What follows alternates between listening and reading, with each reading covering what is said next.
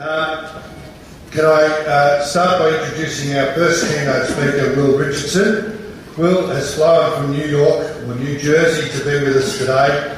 Will is a leading thinker and writer about the intersection of social, online learning, networks and education.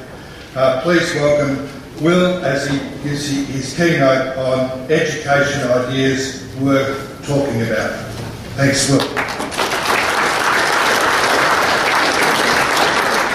Good morning. Can you hear me okay? I guess that's a yes, yeah? Very quiet. Just so you know, it's 100 degrees where I live, so it's really nice to be here in Melbourne today. It's been beautiful weather the couple days that I've been here, but my family's home sweating right now, so they're envious that I'm here with you this morning. Really want to thank you for inviting me to speak to you this morning and to give me some time to give you a little bit of a perspective, maybe a different perspective on what the world looks like in a learning context because of technologies and because of just a lot of changes that are going on in the world. For those of you who aren't familiar with me and my work, just so you know, I was a public school English teacher for 18 years and then a technology supervisor for 4 years. I work with teachers still. I've been blogging, I've been online for the last 16 years. My blog was one of the first that really started to discuss what was then not even called social media. I forget even what we called it back then, but the idea of how blogs and wikis and publishing and connecting and all those things could affect what happens in classrooms. And the other, probably most important piece of my background and the voice that you're going to hear today quite a bit is that I own 2 teenagers. How many of you own 2 teenagers right now? Maybe? So we're going to have a support group right after this where we can talk about what that's like.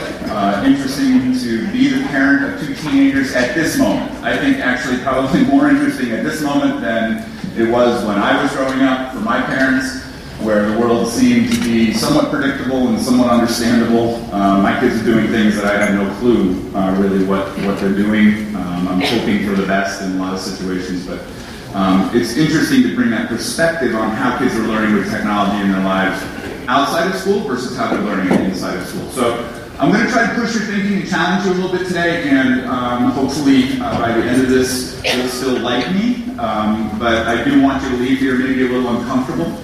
Kind of thinking about the world in a different way. How many of you are going to be on Twitter today while I'm speaking? Any of you? Okay, so a couple of you. So there is a hashtag, there it is, if you want to use that. And I'd invite anyone else in the room who has a Twitter account that wants to be tweeting as we go. That's absolutely fine. I like to go back and look at what people are tweeting as I talk to see what's resonating or to see what questions they have or what challenges them. But if you want to use that, feel free. So there is an elephant in the room that I think we're going to have to deal with first off. Basically, I represent the baby on the right.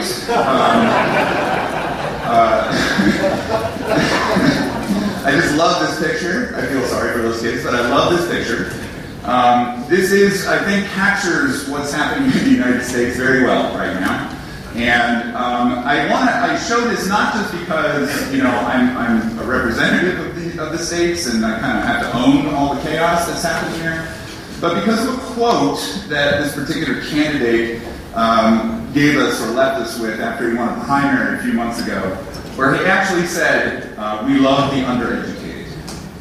And I think that's so fitting in a lot of ways for this moment that we find ourselves in, where the kind of traditional ways that we think about education and we think that success looks like in traditional education may not be that successful because most of his supporters have high school degrees. They are educated in the traditional sense, yet even he admits that that's not a great kind of example of what it means to be educated these days. Interesting times. And so my goal today is to really give you a kind of different perspective. As I was walking, I walked here yesterday to get some exercise from the middle of town.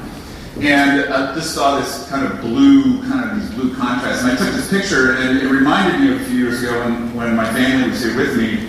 And we went up to the Eureka Observatory, where I keep wondering, whoever thought of that, what that moment was like, wait, what if we did this, right? What if we just pushed this piece of glass out over the street and made it almost like a thrill ride?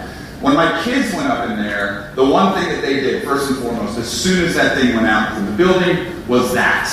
They look down, right? Because you can go up in tall buildings and you can see all that stuff, but the one thing you can never really see is down.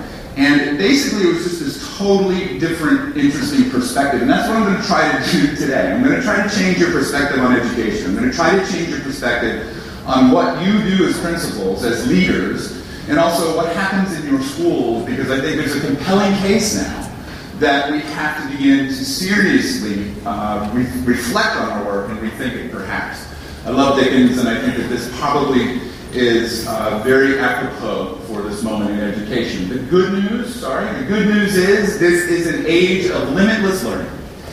There has never been a better time to be a learner in history, I can't imagine. With all of the access that we have, with all the opportunities that we have to learn, with all the ways in which now we can pursue the questions that are of interest to us, I think it's pretty amazing. And I am privileged, I feel privileged every day to be living at a time when we can do the type of learning, we can create, we can communicate in the ways that we can. But the bad news here is this is a very, very tough moment for schools, because this reality that we have right now is not the reality for which schools were built. Schools were built for a time in which content was scarce, teachers were scarce. When you had to come to a room on a particular day with this particular group of kids to go through this particular curriculum at this particular pace with this particular teacher and get assessed in this particular way. If you wanted to get an education, that's the way you had to do it. Today, I don't need to do that. My kids don't need to do that. They can get an education in lots of different ways now. And more kids are getting an education in lots of different ways. So this is a challenge, and with all respect, if you are not feeling challenged right now, I'm not sure you're paying attention, to be honest. Because there are many things that are occurring that are pushing, that should be pushing, our thinking about this. The other good news, however, schools are beginning to change. I am more optimistic about us surviving this shift. And believe me, I'm not alone in saying that there are many people who wonder about the future of schools if they don't really begin to rethink their roles in kids' lives. I'm more optimistic today than I've ever been, because now I see this growing wave of change. Schools all around the world that are stepping back and really becoming willing to put their entire practice on the table and look at it and ask very difficult questions about it. As in, is what we are doing really relevant for our kids? Does it reflect the opportunities and challenges of this modern world that we live in? And how are we preparing our kids for a world that looks much different from the one in which the spaces that we work in were built for?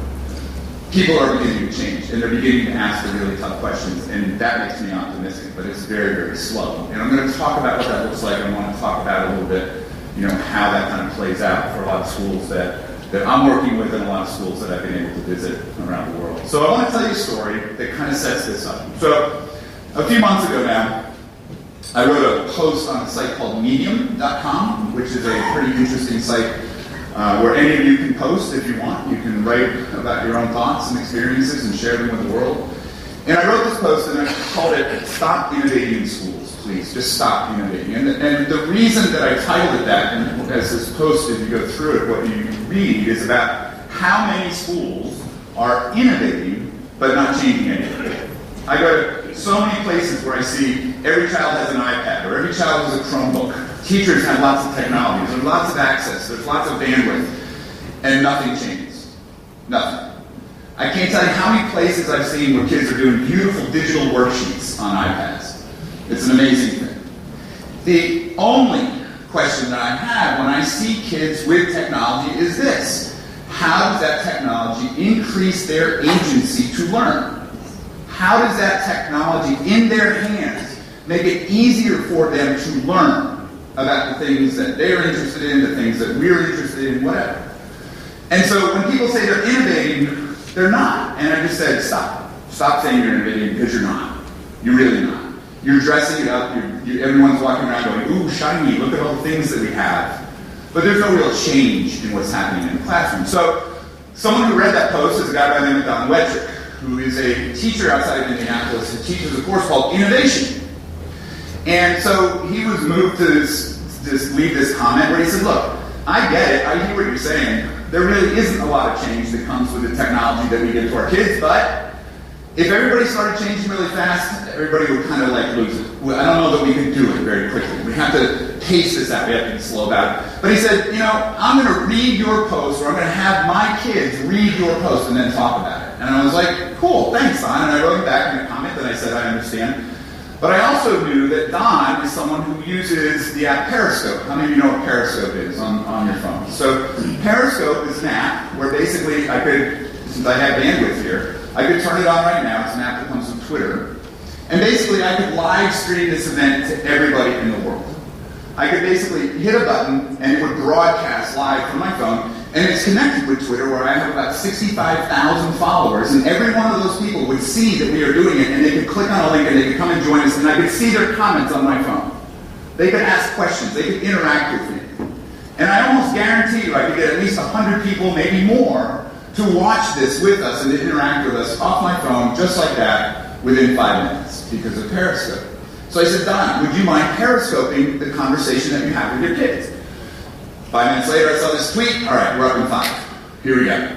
So I clicked on his Periscope link. Sure enough, there are his kids talking about my blog post in Indianapolis while I'm sitting at home in New Jersey. Now, what they said about the post and just about their school experience in general, I find profound. And I don't know if you guys can see these in the back. Can you see that all the way in the back? Is that readable? Yeah? Okay. So I'm just going to be quiet, and I'm just going to kind of click through these, and you can see some of the comments that these kids made about school and about technology and about learning.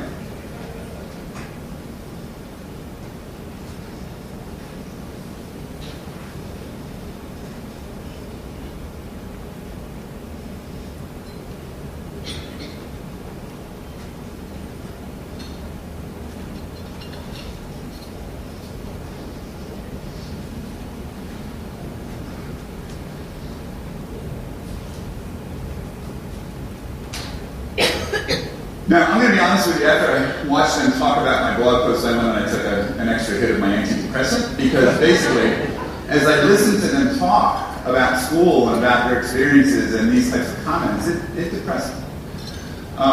This is not, I don't think, a very positive assessment of what we do in schools and learning context, and certainly what we do in terms of technology. When kids say things, I learn more stuff on YouTube than anything else. Or when they say, I don't know what I want to learn, I need someone to tell me what to learn. To me, that suggests that we have taken away their ability to learn on their own. That we have made them dependent, in many ways, on our curriculum, on our pedagogy, on our systems, on our way of doing things, and that it becomes difficult for them, in a school setting at least, to figure out what it is that they want to do in their lives. Now, I don't know about you guys, but Pokemon Go is this huge thing in the States right now, yeah? Big here too? How many of you know kids that's playing Pokemon Go? Lots of people. How many of you are playing Pokemon Go right now because you're bored silly? Okay. Alright, so those of you who know a kid who's played Pokemon Go, I want you to raise your hand if that child learned Pokemon Go in a workshop. Shocking. No one. How many of you know kids that played Minecraft? Keep your hand up if that child learned Minecraft in a workshop. It doesn't happen that way. Kids go out and learn the things that they want to learn when they want to learn them because they have a desire to do so. And that is learning in a powerful sense that, as you can see here, is not really happening in schools very much. And this disconnect, that I'm going to talk about even more in a minute, is pretty powerful. So here's my thesis, and it's not just because of those kids. It's because of doing this now for 10 years, visiting 17 different countries, talking to hundreds of thousands of teachers, hundreds of thousands of kids. It's time for a change. And it's not just time for a window dressing change. It's time for a real change. And the really good news is there's not a person in this room that doesn't know how to do it. Every single one of you in this room, I know, knows how to do this. Every single one of you. And I'm going to prove it here in a minute. Now, there are three things that I think are the basis of our work in schools. First is, what do we believe? What do we believe? What do you as a principal, what do you as a school believe about how kids learn? About about what makes learning powerful, about how learning is really relevant and lasting. What do you believe about that? I'm not sure that we talk enough about those beliefs. I'm not sure that we as systems, as schools, as buildings, or as individuals even, articulate what we believe. I mean, I almost ask for a show of hands, but I'm pretty sure that most of you probably haven't gone up to anyone in recent times and told them, this is what I believe about how kids learn. This is how I approach my work as an educator based on my deep beliefs about learning. So that's the first part. The second part of it is, so what do we do? And how does what we do in classrooms, how is that built on what we believe? We have to be able to make a connection between our beliefs about learning and our practice, right? I mean, if we're not making a connection, if practice is just kind of out there without any foundation, well, that's a problem. That's not probably going to be very effective practice. And then the last part of it is the context, the frame in which you are doing this work. What do you understand about the world? What do you understand about how the world is changing? What do you know about recent brain science? Or what skills do our kids need? What is the future of work? What is the future of education? To our best guess, to our best understanding, what is that? If we don't have a frame of context to base or to kind of interact with our beliefs and practices, well, that's a problem as well. So I think it's those three things that bring us to this point of modern learning, right? And I think the contexts are the modern piece of this. I think beliefs are eternal in a lot of ways. I think probably the things that you believe about how kids learn best are shared by people from hundreds and hundreds of years ago who have thought deeply about learning. And I think practices, basically, I mean, they'll differ, but not if they're built on that kind of belief system. So hopefully that makes some sense, right? Now, if you have the beliefs and you understand what's happening in the world, but your practice doesn't fit those, then that's ineffective, right? And a lot of schools are like this. A lot of schools understand the world has changed. They understand how technology affords different ways of learning. They have strong beliefs about how kids learn, but they can't get their practices to fit within those things. And so what happens is, it's not very effective practice at the end of the day. Kids aren't learning in a modern context because of that. If you have the beliefs and the practices, but you don't have the context, then it's kind of irrelevant. And a lot of schools are in this position right now. A lot of schools don't understand what's happening in the world. They don't filter their work through these kinds of new ideas or these changes that have happened. And so, basically, they are giving kids a very 20th century experience to put them out into a 21st century world. And it doesn't work. It's not very effective. If you have the practices and the context, but you don't have a belief system under them, well, then you're inconsistent. And this happens a lot to kids. Probably the most profound bit of learning that happened to me this year was when I'd been down in Florida working with a school for 2 days, and this assistant superintendent was taking me around, and when she went home at night, she told her son the types of things that I was talking about. And he sent back to her the second day a letter that he'd written out. And basically he said, and you can guess that's the answer, he said, the one thing that I experience more than anything else in school that drives me crazy is inconsistency. Inconsistency.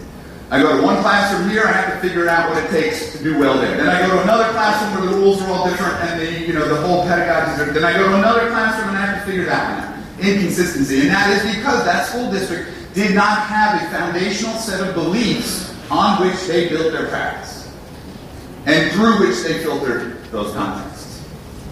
So this idea of modern learning is really those three things in constant interaction with one another.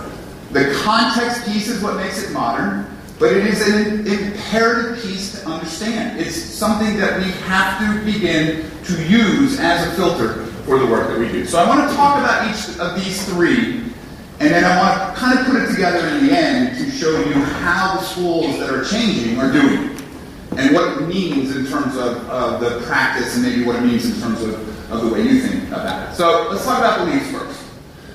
The fundamental question of our work, I think, as educators is this: what do you mean by learning? Now, I do want you to show hands. How many of you have talked about how you define learning with your staff, with people in your schools in the last 6 months? Now, maybe 10 or 20 hands. right? Why aren't we talking about this? Again, no disrespect to some of the speakers last night. I was here for dinner, talking about learning, Well, what is that? What do you mean by that? Is learning the stuff you measure on test scores? Is that what you mean by that? Are kids learning if the scores go up? Or is learning something else? Is learning measured by how curious your students are at the end of the day? Is learning measured by something else? Creativity? Whatever. Seymour Saracen, who wrote this book, and that's the title of the book, by the way. Seymour Saracen has said, and I agree with him, that no change will happen unless we have consensus on the answer to this question. Unless we agree as to what we mean by learning. And it's complex. It's not a simple answer. But I'm going to give you Saracen's answer because I think it's pretty profound, and I think that it resonates with my experience and what I've seen in my own children. Productive learning is a process that engenders and reinforces wanting to learn more. Absent wanting to learn more, the process is unproductive. And I look at my kids and I go, yeah, that pretty much works. And I look at my own learning. The learning that I do that sticks is the stuff that I want to learn more about. And I can't imagine there's anyone in this room who is an expert at something they find boring as all get out. Anyone? The things that you as individuals have learned most powerfully and deeply in your lives are the things that you have wanted to learn more about, right? Those are the things that have stuck. That is productive learning. And the question then becomes, are kids in your schools learning productively? Are they leaving your schools wanting to learn more? Because if they are not, I think it's debatable whether or not learning is happening. I know my own children learn really well according to the grades in the report card, but if I took any of the tests that they took the year previous and gave them to them today, they probably wouldn't be learning as well by this way. They would probably be failing those tests pretty regularly and pretty miserably. Because it hasn't stuck. They haven't wanted to learn more about it. Are there things my kids want to learn more about? Absolutely. I could call this presentation The Science of Kale and Basketball Math. Because my daughter loves kale. She's the healthiest person I know.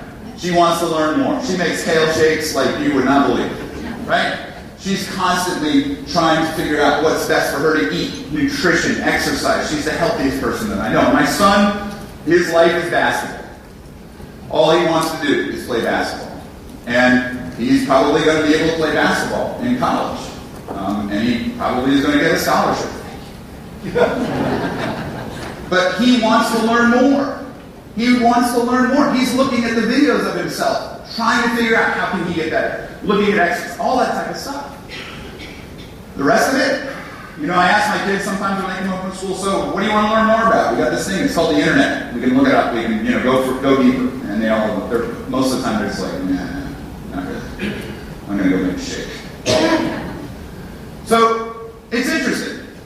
Now, the next question becomes then, so if we can agree on that definition, I think it's a pretty good definition, then so what are the conditions that make that happen? What are the conditions under which people learn most powerfully and deeply? Now, I have asked this question over the last 2.5 years or so to, I'm not kidding, 60, 70,000 people in rooms like this.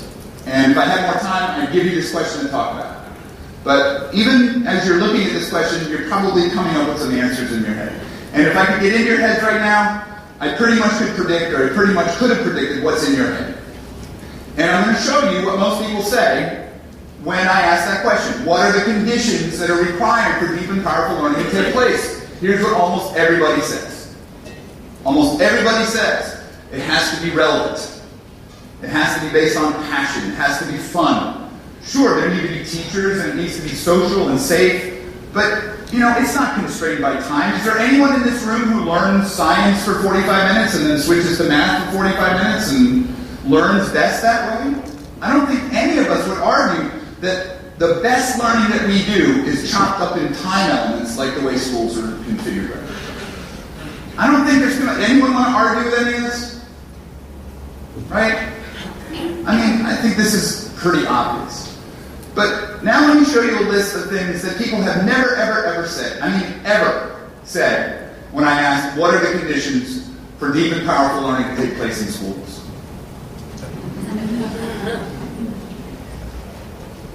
I'm not kidding. Never, in 2.5 years, has anything on this list ever come up when I ask that question.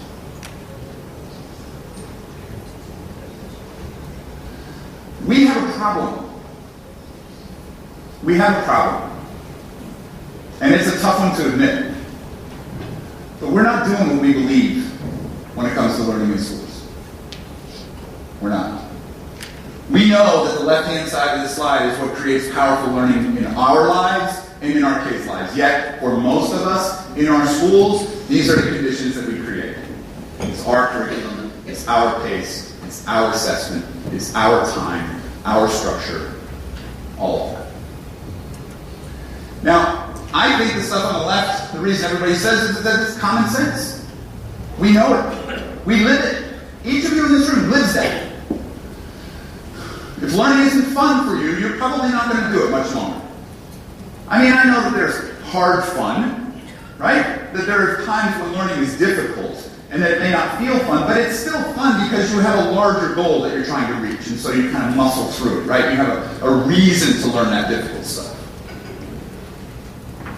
And I think, and this is a guy by the name of Russell Acuff, I'm going to quote here in a second, the stuff on the left is what we know is right. And the stuff on the right, I don't know. I don't know that that's the right thing to do. And I'm not sure that we would argue really strongly that it is. That anyone in this room would say, well, it's the right thing to do to have to sit in rows and to take the same assessments. It's the right thing. It doesn't make sense. Here's Acuff's quote, which I love. It's better to do the right thing wrong than the wrong thing right. Almost every social problem that confronts us today is a consequence of trying to do the wrong things right. So instead of looking at the efficiency with which we are pursuing our objectives, we need to re-examine our objectives. And Acuff also says, the righter you do the wrong thing, the wronger you get. And it's true. The righter you do the wrong thing, the wronger you get. So, what does the right thing look like? Well, it starts with, what do you believe? What do you believe? You all believe something about learning. Are you articulating it? Are you stating it? Are you living those beliefs in your practice, in what happens in your classrooms? You know, I can give you lots of examples here at Mount Scopus from Melbourne, online, a set of belief statements that I came across. And that the author, tweeted out one day. Learning is active. Learning takes place when we're secure. Learning needs to be challenging. Learning is reflection. And I'm not saying we have to all agree on this, but they've said it. They've articulated it. They own it. This is what we believe. School that I work with outside, I've been working with outside of Chicago. We went through a year-long process to come up with the answers to that question. And basically, the reason it took so long is because we really had to talk about this for a while. It's not something that we talk about a lot. And they came up with these.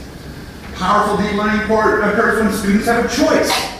When they have time to pursue the things that they are interested in depth. When they have a passion. This is what we believe. This is what we are going to base our practice on. These beliefs. And we're going to create the conditions for that type of learning to happen in our class. That's the start of their change. That's the start of where they want to move as they move forward. Second piece of this is context. And this is a difficult part because these contexts are changing very, very quickly. And it's difficult for us. We have packed lives. We don't have a lot of time. I get it. I understand. It's hard to keep up with what's going on in the world. It's hard to get all that information, which is, again, one of the reasons that I value the curators out there in the world so much. The people who are reading and sharing and kind of filtering and giving me the opportunity to take from their time and their energy and investment so that I can learn from it.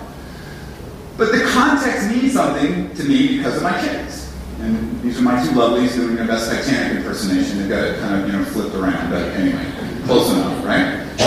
And look, I look at the world through their eyes and see a very different world from when I look at it through their teacher's eyes. And that disconnect is really beginning to have a profound impact on their engagement in school, on their understanding of the whole school thing. You know, my kids live in a world where they have access to pretty much some of human knowledge through their pockets. There almost isn't a factual question that if they are literate, that they can't take their phones out and answer the question that they're being asked. And look, I get it, there's a lot of crap in this picture. I understand that. And you better have a really good crap detector right now, if you're heading into an election in the United States especially. But you better have a really good crap detector to discern what is true and what isn't true, because no one's telling you that anymore. You have to figure that out for yourself. My kids have to figure that stuff out for themselves. But there's not a person in this room where if I said, you know, Marion has an iPad for the first person who can tell me what caused the demise of the Gupta Empire in this 18th century, there's not a person among you that wouldn't be whipping out your cell phones right now looking up the answer. By the way, it's monsoons and there is no iPad, just so you know. School is the only place, however, where my kids are not allowed to pull the technology out of their pockets to answer the questions that are being asked. The only place in their world. As soon as they leave school, their phones come out, they're starting to look up the questions that they were asked 10 minutes before to see if they got the answer right. They're kind of checking themselves. Why? You know, if we're asking questions of kids that can be answered by their cell phones, why wouldn't we let them use their cell phone? If we're asking questions like that, we should be asking better questions. We should be asking questions that can't be answered by simply doing a Google search or looking something up. More complex questions. Maybe more student-driven questions that they're interested in. And we have access now to 3.5 billion people in the world. 5 billion people in this world will have a smartphone in their pockets by the end of this decade. 5 billion people. And if you don't think that that has an effect on learning, think again. Now, I get it. There's a lot of crap in this picture. There are a lot of people who want to do us harm, who want to do our kids harm. They want to hack our computers. They want to steal our identities. Look, it's complex. But the flip side of it is, this is an amazing, amazing potential for us to find teachers with expertise and passion who can help us learn whatever we want to learn in ways that physical space, face-to-face, can't compete with, cannot compete with. You know, I'm going to make you do this, but, you know, you need to have a network like this. You need to be connected. This is my Twitter kind of universe here. But you need to be connected around this to understand the potentials of learning. And I know that many of you fear it, because it's different, and because you don't know all these people, but I'm going to get you to just play along with me here for a second, okay? I want you all to raise your right hand, please. Just come on, raise your right hand, repeat after me. I want to be found by strangers on the internet.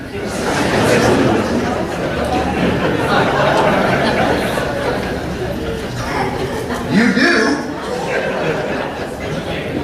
You absolutely do. Some of the best teachers in my life right now are people who were strangers on the internet before I connected with them. Now, I had the literacy to figure out if they were good connections or bad connections, and you know what I'm saying, right? But if you're going to tell me or my children that the only people I can learn with in my life are the people who I meet in my face-to-face world, then understand what you're doing is eliminating about 99% of my ability to learn right now. You guys are all smart, and there's a lot of collective knowledge in this room that I'm sure I can learn a lot from. Doesn't compete. Sorry. Doesn't compete. There's an amazing experience and knowledge and information to be tapped if we know how to do it. And they live in a world where there are now 2 million apps in the App Store, technologies that are being invented every day, technologies are going defunct every day. There's tons of crap in this picture. People who are just trying to make money. The average lifespan of an app in the App Store now is 3 weeks. That's it. Most of them are up and down really fast. And they're just rolling them out there to see what sticks. Hopefully they go viral, whatever, right? They find some use. But look, this is a different world. This is a different world. When you have access to some of human knowledge, 3.5 billion potential teachers and technologies for just about every purpose in your pocket, I'm sorry, it's a different world. It's a different way of thinking about learning. Because learners can now learn almost anything they want, anytime they want, anywhere they are, with whomever they can find.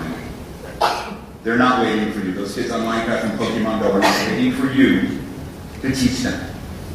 They are going out and teaching themselves. And just to make this real for you guys, if you want to learn Twitter, maybe you've heard things about Twitter. I would say Twitter is one of the best professional development tools I have in my life right now because it does connect me to all these people and we share information and all that kind of stuff. If you want to learn Twitter, you're missing the point if you're waiting for the Twitter workshop.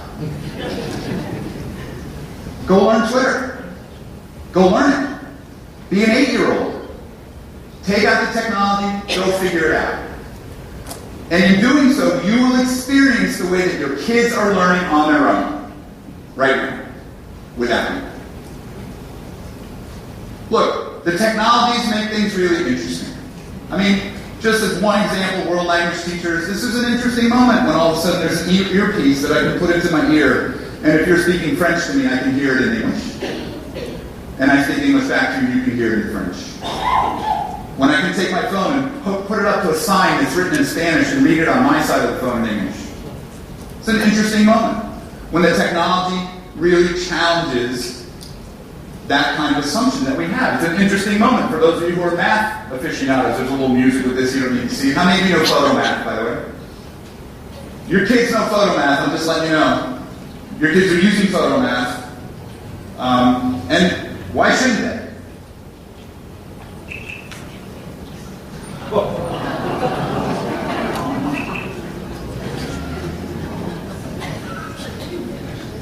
Now look, this is a rhetorical question. Please don't answer it. Please don't answer it. But is that cheating? Don't answer it. Don't answer it. Look, it's a conversation we have to have. It's a conversation we have to have. When the technologies change the way in which we can interact with information, it's a conversation we have to have. Are we making kids, are we preparing kids for these types of technologies, for this type of world where so much of the stuff that we're trying to teach them in school is really unnecessary in the real world? It's just a question.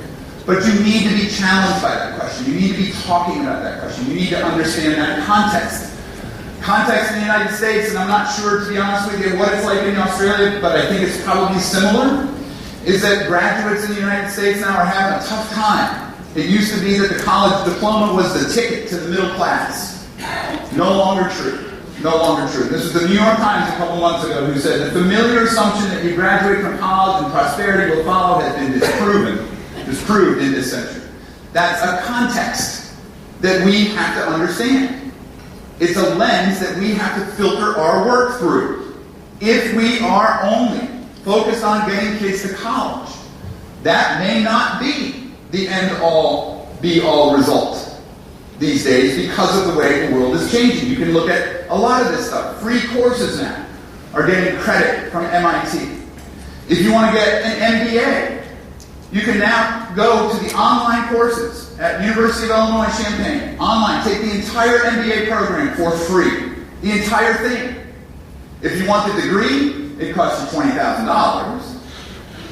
But at what point are employers going to say, well, I don't care if you got the degree, can you do the work? Can you do the work? And if you don't think that there are lots more companies now, lots more people out there who are kind of looking at the degree and kind of going, yeah, well, I'm not really that sure that we need one anymore. Because there's lots of ways that you can educate yourselves. The future of work is changing. Absolutely. This is absolutely true here. In my reading, I've got a couple of examples here in a second. 5 million jobs are going to be gone, according to the folks in Davos earlier this year in Australia. Basically, the question is being asked, 40% of current Australian jobs could disappear in the next 10, 15 years. Is that a context for your work? Are you thinking about that as you make decisions about what you do in classrooms?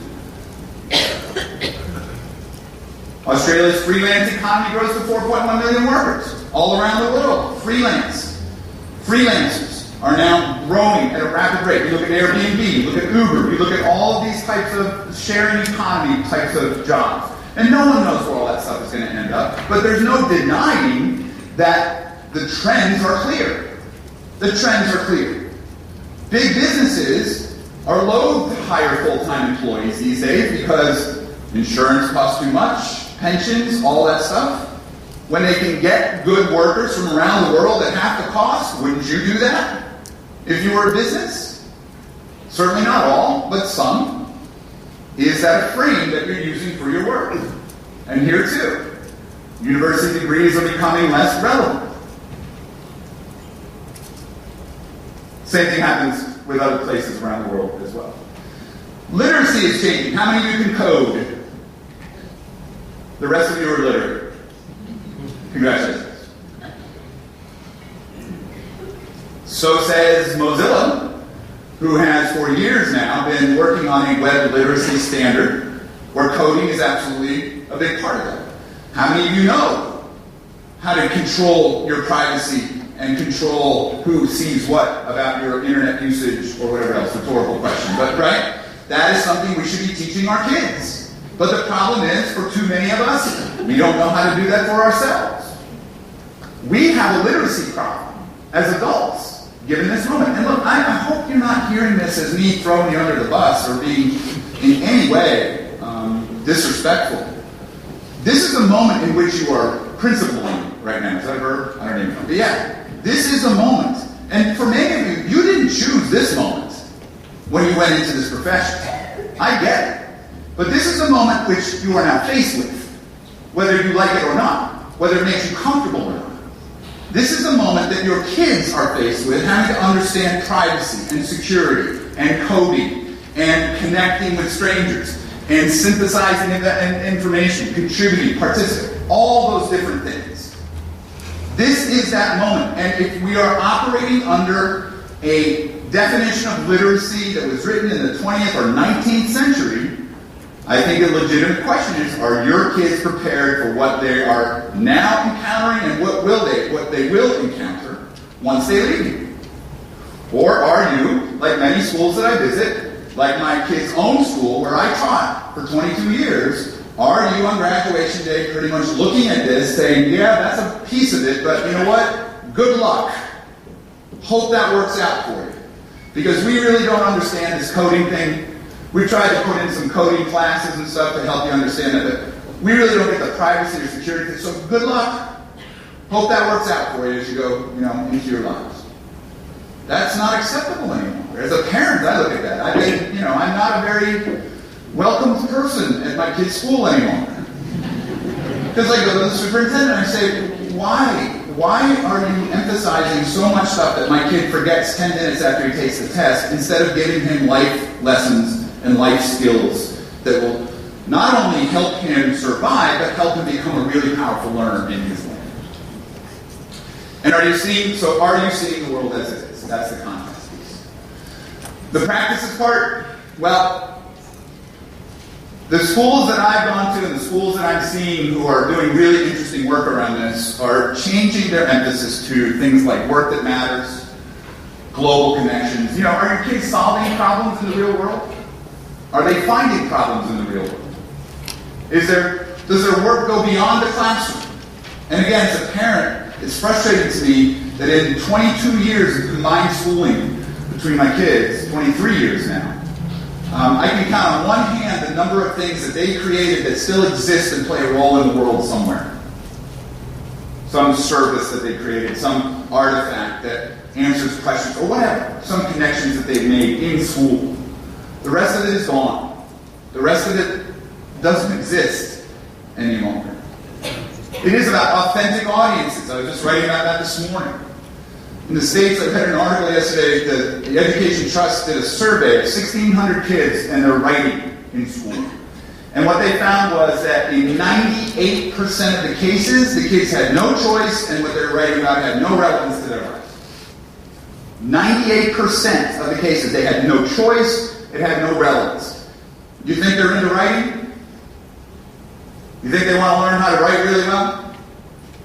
They have no choice, and it doesn't have any relevance to their lives, except, of course, for the grades they're going to get on. I mean, why do we do that? That's common sense. You want kids to be powerful writers. Give them real audiences. Give them real purposes. Give them opportunities to write about things that they care about, that they can impact in the world. Maker. How many of you have maker spaces? Right? So making is this huge movement in the States right now. And I'm sure that, if you've heard Gary Sager, Sylvia Martinez, I know Gary comes over here a lot. He's a good friend, and he talks a lot about making. And it's a huge piece of it. It's a huge piece of learning now. How do you use technology to make things, to be constructionist, not just constructivist, right? Piaget versus Packer. All of these things are different practices that are evolving out of these beliefs and these contexts that people have. And I think, again, the biggest measure, do your kids want to learn more? Ask them. Ask them. Do they want to learn more? By the way, just curious, how many of you have shadowed one of your students during the school day recently? One person. One person. You might want to do that. You might want to stick with a kid for a day while he or she goes through your school and see what it's like. It will give you a really healthy perspective on what your children experience. And I don't think that most of them are probably really wagging their tails around the learning that they're doing in school. And I think you'll probably be able to see that. So one of my favorite school districts in the States right now is Albemarle County. And this is their job posting. And this is the way it starts. Could you be a part of one of America's most creative, most innovative public school systems? Are you ready to help us redefine what school is? This is a very big public school system in Virginia. Help us redefine what school is. That is their work. And they are not creating maker spaces, they are creating a maker culture, where making is happening in every classroom. And they are not creating coding classes, they are creating a coding culture, where kids are coding about Shakespeare and about all sorts of things in science and whatever else. It's not about adding technology as much as it is about creating a culture which learns with technology, not just the kids, but the adults as well. They are the most highly connected teachers. Their superintendent is the most highly transparent superintendent that I know. Powerful stuff on Twitter. I'll talk about that in my next session. But powerful presence on Twitter, blogs, constantly reaching out to the community. Constantly building the capacity of the people in the community to understand the changes that they are implementing in this district. Redefining school. You better have parents who understand why you're doing that, or you're not going to get very far. But she and her team have done an amazing job of building that capacity. Kathy Cassidy, who's in Moose Jaw, Saskatchewan, who's teaching her kids how to read and write in 140 characters on Twitter. And so they're writing about secrets about Santa because they chose to, and because, as you might guess, first graders really care about Santa. And they're reading what other kids are saying about Santa, other secrets. And they're learning how to read and write. And Pernell Rip, who's in Wisconsin, who has a global read-around with lots of schools here in Australia. They're choosing books. Here's someone in New Zealand who made, I don't know the name of this blog, right? The Glow has lost its status. Where he said in our Facebook group, which I'll give you a link to in a minute, I'm a principal at Hamilton School that has undergone significant change over the last few years into a more responsive environment based strongly on our beliefs around teaching and learning. Strongly on our beliefs. And there's a picture of one of his classrooms that they just built, and they just created. Spaces are changing in some very interesting ways. And spaces that are new are absolutely being created based on what people believe about that stuff. Or this teacher in El Salvador who wanted to do a Skype concert with a school in Canada. And so they set it up and they rehearsed and they got live on Skype up in Canada and in El Salvador, I guess it was. And basically they put it on and they had an audience and they did the concert and it was terrible. It was just awful. There was no timing. The music was off. It was just ridiculously bad and the kids loved it. The kids just thought it was the best thing ever that they were playing this piece with these kids and halfway around the world and people were watching. I mean, that's all they cared, right? That's pretty cool. Bill Farrader, one of my favorite teachers, whose kids know more about sugar than anybody and how sugar is killing people in the United States and around the world. The really bad effects of too much sugar. Or my friend Kevin Jarrett, who's down the road from me, who started a maker classroom, a kind of maker culture in his classroom, where he has, at the beginning of the year, he has all of his kids do these affirmations, right? These are the things that I want to learn. And they say things like, I want to learn how to form ideas to help people, and I want to help disabled people by making things. And so they go through this maker culture thing, and the kids come up with their own project. And this year, the kids in hospital waiting rooms, more fun for kids.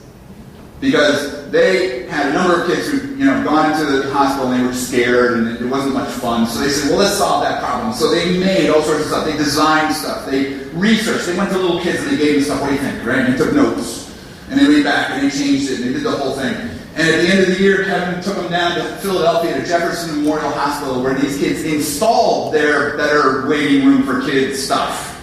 And then sat there and watched as kids came in and interviewed them. And you know what? They want to do it again next year. They want to make it better. They want to learn more. Because they care about it. Because it's really good practice. Or Shark Tank. You guys have Shark Tank over here? Sure you do, right? Shark Tank. Right? You guys have a lot of interesting television from the States over here. I just want you to know. It's like stuff that I haven't seen in like decades. I don't know if you think we're still living in that culture, but we're not. There's a lot of that stuff going on. But I mean, Shark Tank stuff, right? Sport glasses, and a kitchen caddy, and magic seed boxes, and all sorts of stuff that kids are creating at all levels. I mean, I know that these aren't necessarily high school kids or secondary school kids, but come on, these are things that every kid can do. Every kid wants to do. You can't convince me that you don't have kids in your schools that want to make interesting things. They do. And they have interesting things to make. Here's Warana Park, right? I took this picture about 4 or 5 years ago when I went and saw the redesign that they did at that school. That was all driven by kids. All of it. And they have this great notebook where they go through all the iterations, all the things that they tried. These were year 3, year 4, year 5 kids, year 1 kids deciding what colors were most conducive to learning. Projects, big projects, working with architects. Why can't we do that? Why can't we do that with kids of all ages? Not just little kids, but big kids too. So, to me, it comes down to this question. And there's my son. Today's his birthday, by the way. So I was gonna see if you would call in the middle of this, and I pulled it up, and you're all saying happy birthday to him, but he would be way too embarrassed to do that. So didn't want to do that. So to me, it comes down to this. So what kind of school are you right now? What kind of school are you? When it comes to beliefs and practices and context, where are you in kind of that mix, right? And so I'm going to give you a sense of, I think, what this looks like for schools that are really beginning to change. I think it comes down to who decides what the outcomes are and who decides what the paths to those outcomes are. And I think most schools right now are still traditional in this, where basically it's the school that decides what the end product is going to be, and it's the school or the teacher that decides how we're going to get there. It's a very highly controlled type of practice where we know where we need to be on any given day, and we know what the assessments are going to be. There's very little that is kind of left to chance. And look, by traditional measures, a lot of schools are traditionally successful in this. I get it. And I know that happens here as well as in the States. But I think now there's another class of school. I'm going to call it transitional. And here's what I'm seeing. This is where I'm seeing more and more schools. It's still about basically the school or the teacher who are determining what the outcomes are. But now, the paths are being decided by the kids. The paths now are being decided by children who say, well, I understand this is where I need to get to, but I'm going to get there in my way. I'm going to show you that I understand this in my particular way. So you get a lot of inquiry-based, project-based schools where still, sometimes limited, you can only choose from these 5 particular projects, but it's not total agency moved over to kids, but it is more about giving kids some choice. Transformational schools, and I think you probably know where I'm going with this, are places where kids now are the ones who are determining the outcomes, and kids are also determining the paths, where we are giving agency to our students. And the reason that we're doing that is because it reflects the type of learning that they're going to do their entire lives. They are not going to be in learning contexts any longer where they are waiting for someone to tell them what to learn. Employers are not going to give them a curriculum. They're not going to give them a workshop. The expectation is that they will be constantly learning. And if there is one skill that your kids need now more than any other, it is the ability to learn in a self-determined, autonomous way. If they are going out into the world unable to learn on their own, good luck to those kids. And we need to develop that.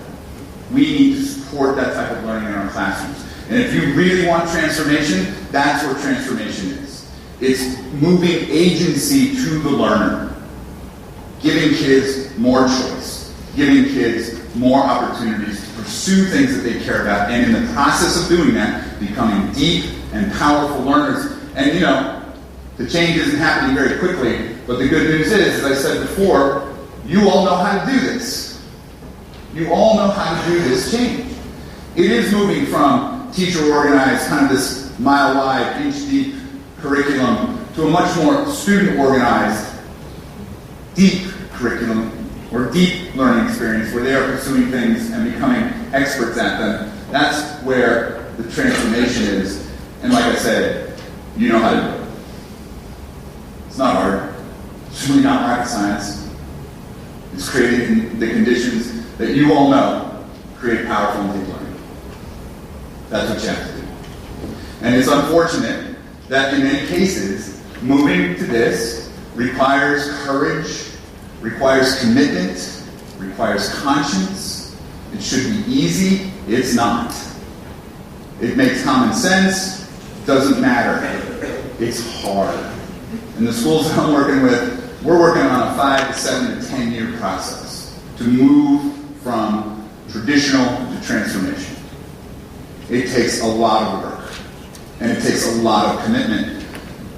But it only works if you believe, as I do, that that's the right thing to do. That this is the right thing to do for kids.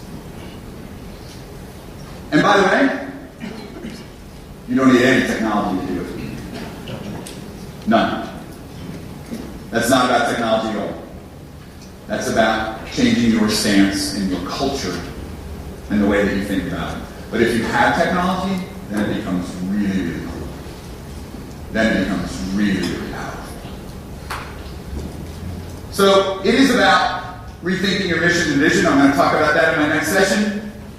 And trying to figure out what is your value now. If your value is no longer the place where kids can learn the Pythagorean theorem, which by the way, it's not.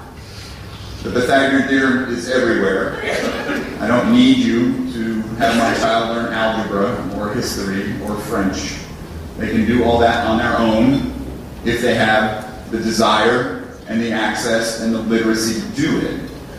But that doesn't mean that you don't have value. In fact, I am not just saying this because I'm in a room full of principals. I totally believe that schools are among the most powerful places of learning in our communities still and into the future. The work that we do, adults and kids together in a learning context, is absolutely valuable and necessary, but it's different now.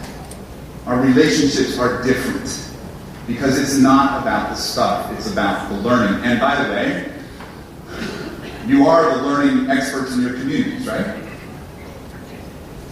All right, let me try that again. You are the learning experts in your communities, right? You are. You better be. If not you, then who? Right? No disrespect, but, I don't think it's the policymakers. I don't think it's the parents. I don't think it's the kids. It's you guys. You have to be the learning experts. You're the ones that can lend your own personal practice, but also your theoretical practice around what it means to learn. But you have to be learning in the modern world. You get that, right? You have to be participating in these spaces the same ways that kids are too. Because that's what makes it really now a powerful place. So, I'll end with this. This is the question, as far as I'm concerned. If you really want to serve the kids in your schools, are you going to continue to work to get better at this, which is a worksheet that my son did last year in preparation for a test on the periodic chart of elements, which he studied for 3 hours, took the test next day and got 100, and he learned it, right?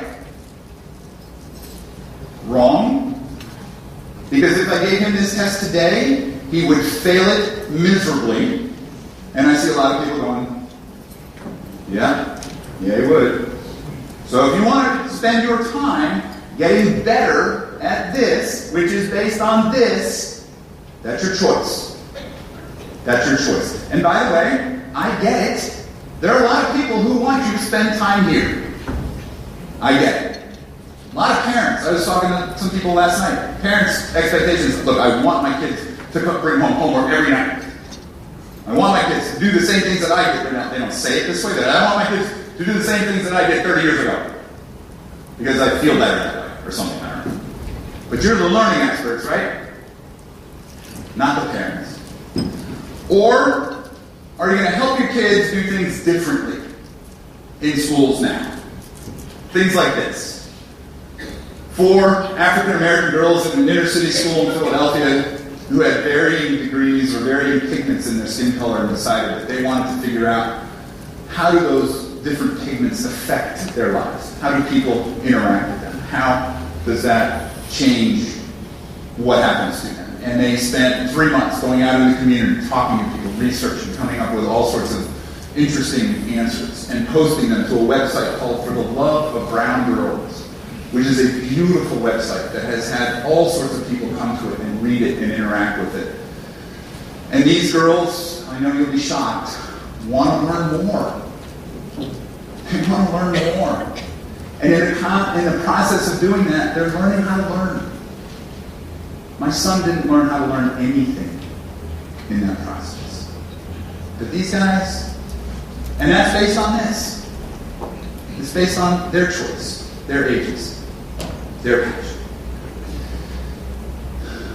I have a quote that I'm going to finish up with, but if you want these slides and some more information, I'd be happy to send them to you. You can send me an email at more@willrichardson.com. You're not signing up for anything if you do this, but if you want about 50 other resources, places to go to read, Twitter accounts to follow, just, I think, pretty good stuff. Feel free to do that. Or alternatively, we have started a Facebook group called a Changemaker group, Global Community of Change Leaders, where we have over 800 people now from around the world who are talking about these types of issues and asking these types of questions, and we would love to have you join us there. The address of the Facebook group is that. It's just bit.ly/ML Change Leaders. If you want to go there and engage in some of these conversations and continue, we're looking to build some courses, we're looking to build some white papers and some other things around us that hopefully will be helpful to your work if you are interested in pursuing that conversation. So those are a couple places that you can start, and you can continue the conversation if you want to do that. But let me leave you with this quote from Seymour Papert, which I love, and I find this so relevant. Success in the slowly changing worlds of past centuries came from being able to do well at what you were taught to do, but success in the rapidly changing world of the future depends on being able to do well what you were not taught to do. I hope that I have challenged you. I hope that I have made you think. I hope that you will continue to engage in those conversations. I wish you much success in all of your work. You have important roles to play in kids' lives. That is not in question.